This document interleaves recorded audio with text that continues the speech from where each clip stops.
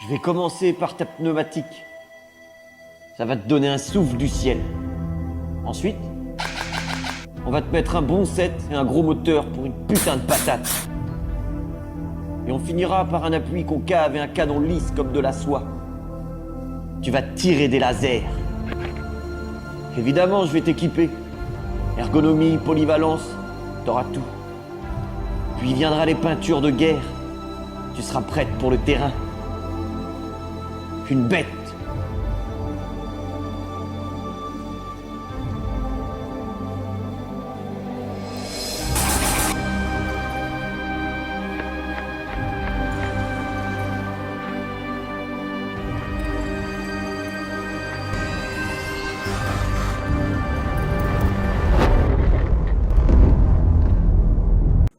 Mesdames et messieurs les aimants, passionnés et acteurs de la vie, j'attends ce moment depuis très longtemps. Car j'ai la joie de vous annoncer enfin l'ouverture officielle de mon atelier de services techniques et esthétiques de réplique d'Airsoft, accompagné de ma chaîne YouTube qui va servir de support pour vous montrer ce que je fais au sein de l'entreprise, mais aussi sous mes autres casquettes, parce que je suis avant tout un joueur depuis plus de 15 ans, un président, créateur, organisateur d'événements et de scénarios. Parlons d'abord de l'entreprise et ensuite je viendrai à ce qui concerne la chaîne YouTube. Donc comme je le disais, je possède un atelier dans lequel je réalise des customs et des configurations. J'entends par là divers styles de répliques, que ce soit au niveau des bases, ou des fonctions, ou de la nature en fait de la configuration. DMR, équilibré, gunner, CQB, etc. Moi j'ai une préférence pour tout ce qui est électrique, AEG, AEP, je suis plus spécialisé dans ce domaine-là. Après voilà, hein, je touche un peu à tout. J'aime bien le sniper, je peux toucher au GBBR, au GBB, HPA, HPA, GBB, GBBR. Forcément, il faut se divertir. Hein. Fiabiliser ou optimiser les performances du système de propulsion, c'est bien, ça améliore la qualité de jeu. Et je vais y revenir plus en détail après. Mais je porte aussi une grande attention à l'accessoirisation et la personnalisation de nos joujoux. Avoir une poignée avant qui nous correspond améliore la tenue de celle-ci. Une assistance à la visée qui va de pair avec nos attentes. Enfin, quoi de mieux qu'un camouflage, avec des éléments 3D ou non, pour apporter une touche personnelle, singulière, et améliorer évidemment notre furtivité. Je dois préciser quelques points avant d'aller plus loin dans mon développement. L'atelier n'est pas un magasin, et encore moins une structure commerciale ouverte au public. Non, je fonctionne avec l'envoi et la réception des colis. Et je ne vends pas de produits sans prestation de service. Ce n'est pas l'objet de l'entreprise. En revanche, après étude de votre projet, concertation, et selon la hauteur de votre budget, je peux le réaliser et vous l'envoyer par colis. Concernant les détails techniques, je ne suis pas là pour dire que je vais tout révolutionner. Ça n'existe pas. Moi, je suis juste un installateur, un technicien d'une douzaine d'années qui va vous proposer des configurations fiables et performantes. Et j'ai une phrase un petit peu maîtresse que j'aime bien, c'est pas plus que le nécessaire. Voilà, je ne vais pas vous changer une pièce qui remplit bien ses fonctions. Ça ne sert à rien. Mon expérience inclut des tests, des études, des recherches, beaucoup de recherches, de l'intérêt aussi envers le travail de mes confrères, et forcément une recherche et développement constante, une mise à jour de soi-même vis-à-vis de l'évolution du marché et des nouvelles pièces qu'il apporte. Je peux aussi faire évidemment des contrôles techniques sur une réplique qui a déjà bien tourné, et je recommande aussi forcément un contrôle technique même sur une réplique sortie de boîte, parce que des fois, voilà, on va dire que le montage usine n'est pas toujours aux petits oignons. Bon, ça dépend forcément de la manufacture, mais c'est vrai que généralement, ça fait pas de mal de faire un calage, un graissage, contrôler l'étanchéité, parce que voilà, c'est pas toujours parfait et ça va amener des points négatifs, des faiblesses dans votre configuration qui peuvent causer par moment des pannes ou forcément une baisse de performance. Je peux développer là-dessus vis-à-vis de l'étanchéité. Des fois, c'est pas toujours parfait. Et forcément, vous avez une pneumatique, vous avez un piston qui va venir claquer sur la tête de cylindre, et notamment sur les V2, des fois, il va y avoir de la casse, quoi. Et en plus, du coup, vous optimisez pas votre volume d'air. Donc, forcément ça crache moins. Donc voyons un peu ce que je propose au sein de l'entreprise. Je travaille sur du neuf, soit à la carte, soit sur des customs dont les éléments ont été choisis avec soin et réflexion par le chef. Comme les répliques promotionnelles que vous pouvez voir là, pour l'ouverture de l'entreprise. Et j'espère faire un custom du chef, si je puis dire, pour chaque type de réplique. Un M14, un HK, voilà, un petit peu toutes les répliques phares. Le recyclage, c'est bien aussi. Alors je vais essayer d'avoir une rubrique occasion, où je vais choper des répliques d'occasion, et je vais fonctionner sur la même formule que pour le neuf. Donc soit je vais laisser le choix au client de choisir ce qu'il veut faire dessus, ou soit je vais faire un custom dessus, et puis il sera vendu en l'état, quoi. Évidemment, tu peux m'envoyer tes répliques, je travaille dessus, et je te les réexpédie. Concernant les pen jobs, je travaille à l'aérographe, donc moi je suis plus spécialisé dans les camouflages, si je puis dire. Après, je suis pas contre les trucs un peu speedsoft, fantaisiste, etc. hein. Il y a aussi quelques règles d'or au sein de l'entreprise, des choses qui me portent à cœur. C'est premièrement, je veux que chaque joueur qui reçoit sa réplique, son pack, puisse aller jouer le week-end suivant. Donc, je propose des billes, des batteries, un nombre de chargeurs, allez, je dirais maximum 6 dans le pack, des lunettes, un demi-masque. Par contre, pour ce qui est du reste des EPI et des vêtements, les gars, va falloir vous débrouiller. Deuxième règle d'or, j'évite de me répéter, mais bon, parfois je suis obligé. Je veux que chaque réplique sorte de l'atelier fiable, performante. C'est les deux piliers. Pour ceux qui ont encore envie de m'écouter, j'ai envie de développer un sujet qui me semble important. Et quand tu débarques dans un secteur de travail, en tant qu'artisan, je pense que c'est important de montrer ta crédibilité. Et c'est ce que je vais faire dans cette deuxième partie. Comme je le disais en introduction, ça fait 15 ans que je joue entre 20 et 30 événements par an. Et j'en encadre depuis que je suis président, donc depuis 2015. L'association que je préside, Tactical Air Squadron, est un acteur majeur dans l'Orne et aussi, je pourrais dire, un peu la Mayenne. Parce qu'on accueille pas mal de joueurs de chez eux, on participe aussi à la vie active de l'Airsoft dans leur département. C'est une vieille association. Vraiment, les prémices de celle-ci, c'est en 2006. Moi, j'ai commencé à jouer en son sein, 2008-2009. Franchement, au début, on était juste une bande de potes, petite dizaine. On se trouvait des endroits, c'était un peu, un peu sauvage. Hein.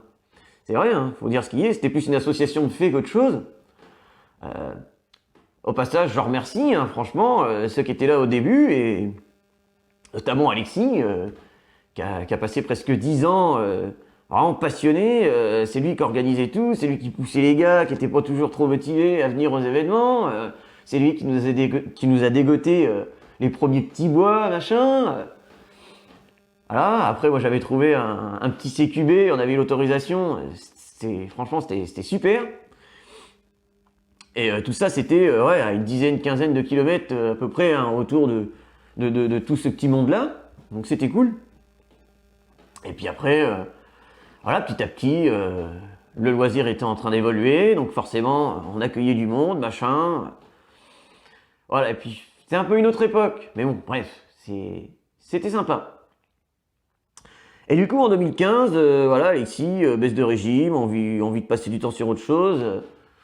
Du Jordan, je pense que tu es le plus adéquat et le plus passionné pour reprendre la main. Donc je te passe la flamme de l'airsoft, tu vois. Donc du coup, j'ai repris tranquillement le truc, j'ai gardé les valeurs, les fondements qu'il avait apportés.